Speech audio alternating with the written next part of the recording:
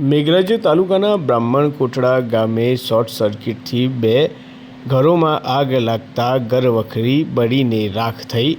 Fire વિભાગની team દ્વારા આગ પર કાબૂ મેળવવામાં આવ્યો।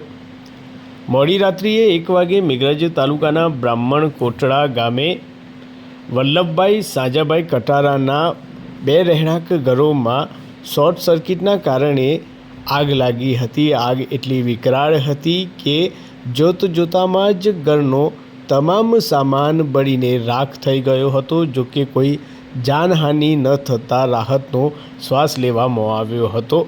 મોડાસા ફાયર વિભાગની ટીમને જાણ કરવામાં આવતા ફાયર વિભાગની ટીમ તાબડતોબ ઘટના સ્થળે પહોંચી હતી અને આગ પર ભારે જહેમત બાદ કાબૂ મેળવ્યો હતો।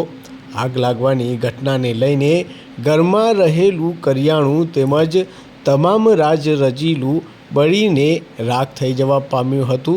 શોર્ટ સર્કિટના કારણે લાગેલી આગમાં ઘરમાં રહેલા સામાનને વ્યાપક નુકસાન પહોંચ્યું હતું। ફાયર વિભાગની ટીમ દ્વારા ભારે જહેમત ઉઠાવીને આગ પર કાબૂ મેળવી લીધો હતો।